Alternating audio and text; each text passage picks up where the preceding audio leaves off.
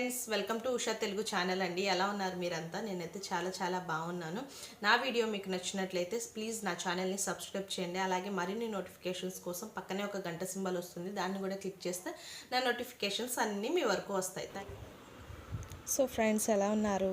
నేనైతే చాలా బాగున్నానండి. అండ్ ఈ వీడియో వచ్చేసి బబ్లు బర్త్డే రోజుది, సెప్టెంబర్ 6న బబ్లు బర్త్డే అన్నమాట. సో ఆ రోజు వీడియో అంటే మేమేమి పెద్ద గ్రాండ్గా ఏం చేసుకోలేదండి, చాలా సింపుల్గా చేశాను. అండ్ మార్నింగే పిల్లలకి హెడ్ బాత్ అది చేయించేసాను. సో చేసేసిన తర్వాత మంచిగా పులిహోర చేశాను. అలాగే బబ్లుకి చాలా ఇష్టము. అండ్ ఎవరి బర్త్డేస్ అయినా కానీ మనం స్వీట్ చేయడం కామన్ కదా, సో అలా అనిపిసి పాయసం చేసేసాను అన్నమాట. సో ఆ రెండు చేశాను, తిన్నారు. పిల్లలిద్దరికీ అంటే ఎక్కువ శాతం ఒకటే కలర్ వేయడానికి ట్రై చేస్తుంటారన్నమాట. పోయినసారి షారూన్ బర్త్డే అప్పుడు ఎక్కువ ఎల్లో వేసాము ఇద్దరికి, ఇప్పుడు రెడ్ వేసాను అన్నమాట. సో అంటే కేక్ కటింగ్కి ముందుగా పొద్దున్నే తలస్నానం అది చేయించేసి ఇద్దరికి వేసాను. ఇద్దరు పిల్లలు ఉంటే అంతే కదా, ఒకరికి వేస్తే ఇంకొకళ్ళు ఫీల్ అవుతూ ఉంటారన్ను. అందుకే ఇంకా ఏ ఫెస్టివల్ అయినా సరే, ఏమన్నా బర్త్డేస్ అయినా ఏమన్నా సెలబ్రేషన్స్ ఉన్నా కానీ ఇద్దరికి డ్రెస్సెస్ తీసుకోవాలి, అది కంపల్సరీ. సో అలా తీసుకున్నాను అన్నమాట. సో మా తమ్ముడు బెలూన్స్ అవి పెడతా ఉంటుంటే ఇంక నేను ఏదో చెప్తున్నాడు, ప్యాంట్ వేస్తే వద్దని తీసేశాడు. సో తిరుగుతున్నాడు అలాగా. సో ఈరోజు వచ్చేసి అత్తమ్మ ఇంకా మామయ్య వస్తారు. అండ్ బబ్లు బర్త్డే డ్రెస్ వచ్చేసి ఇది అండి, ఈ కలర్ తీసుకున్నాం. అంటే కొంచెం యూనిక్గా ఉంది కదా, ఎప్పుడు బ్లాక్ బ్లూ వైట్ అవన్నీ వేసినవే, సో అందుకని ఆ కలర్ తీసుకున్నాను. అండ్ ఈయన వచ్చేసి మా మామయ్య గారు. అలాగే ఈరోజు స్పెషల్ వచ్చేసి లంచ్కి నేను మటన్ పాయ అంటే పులుసు అంటారు కదా, మాకెళ్ళి మటన్ పులుసు అలా పిలుస్తాము మేము. సో అది నేను ఎలా చేయాలి అనేది చూపిస్తాను. సో ఫస్ట్ దీనికి కావాల్సినవి, మనం చెక్క లవంగాలు బిర్యానీ దినుసులు ఉంటాయి కదా, వాటన్నిటిని మంచిగా ఫ్రై చేసుకొని మనం ఇంట్లోనే పౌడర్ చేసుకుంటామండి. పౌడర్ చాలా బాగుంటుంది బయట వాటికంటే కూడా. సో ఆ పౌడర్ మొత్తం వేయించేసి పక్కన పెట్టేశాను. అండ్ అలాగే ఇప్పుడు వచ్చేసి ఇది మటన్ అన్నమాట, ఇది మేక తల అలాగే లెగ్స్. సో ఇవి తీసుకున్నాను. మొత్తం ఇది వచ్చేసి క్వాంటిటీ 2 kgs అండి. 2 kgs తీసుకొని దానికి సరిపడా కారము, అలాగే సరిపడా అల్లం వెల్లుల్లి పేస్టు, ఇంకా పసుపు, ఏదైతే మనం మ్యాగ్నేట్ చేస్తామో సో ప్రాసెస్ అంతా ఇందులోనే ఉంది. సో ఇలా మ్యాగ్నేట్ చేయడం వల్ల మనకు కర్రీ అనేది చాలా టేస్టీగా వస్తుంది.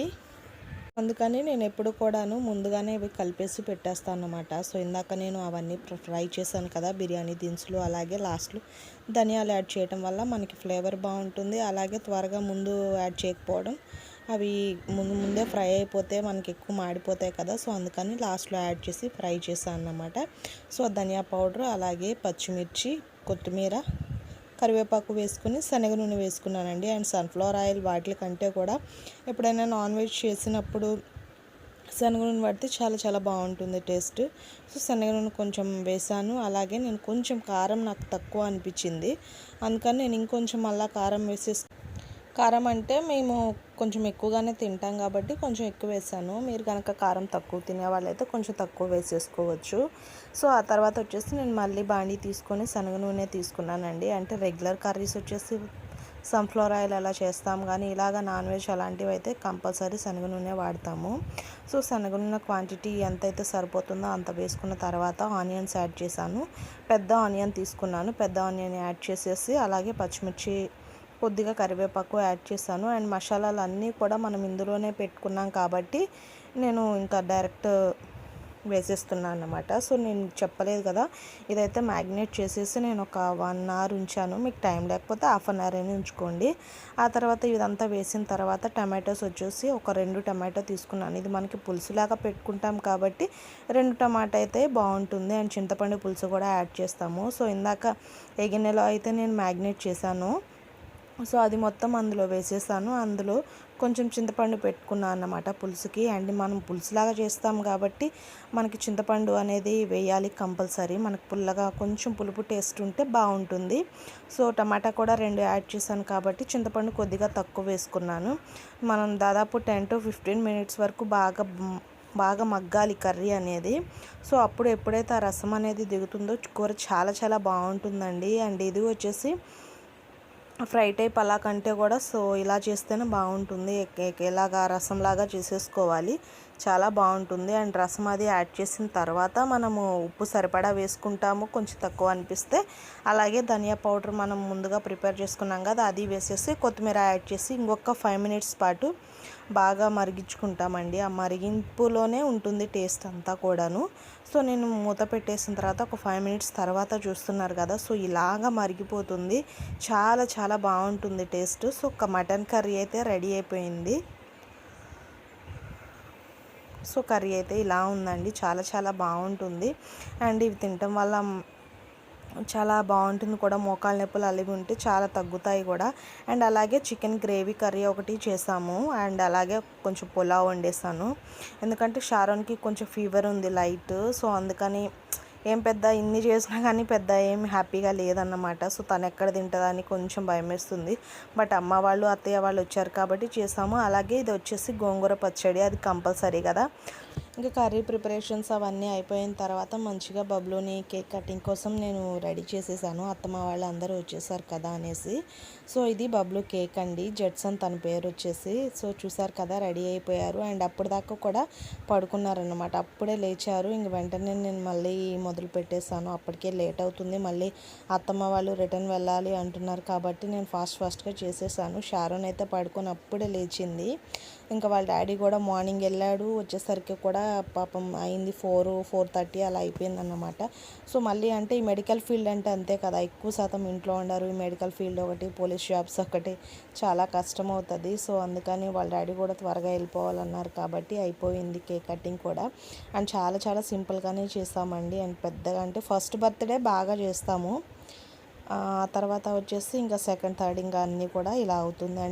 అంటే ఇప్పుడు బాగానే ఉండొచ్చు, ఒకనొక సిచ్యువేషన్లో బాగా చేసి మళ్ళీ కొంచెం పరిస్థితి బాగాలేనప్పుడు మళ్ళీ వాళ్ళు ఫీల్ అయిపోతారు కదా, నా బర్త్డే అలా జరిగింది ఇలా జరిగింది అన్నట్లుగా. సో అందుకని కొంచెం పెరిగే కొద్దీ కూడా ఇలా సింపుల్ కేక్ కటింగ్ మాత్రమే అలాగా చేసేస్తాము మేము. అంటే ఎవరి స్థితి వాళ్ళది కదా, సో అలాగా మాకైతే బాగుంది, మాకున్న దాంట్లోనే మేము చాలా బాగా చేసుకున్నాం అనుకుంటున్నాను. అండ్ మా మామయ్య గారు, అలాగే మా హబ్బీ, ఇంకా మా అత్తమ్మ, మా అమ్మ.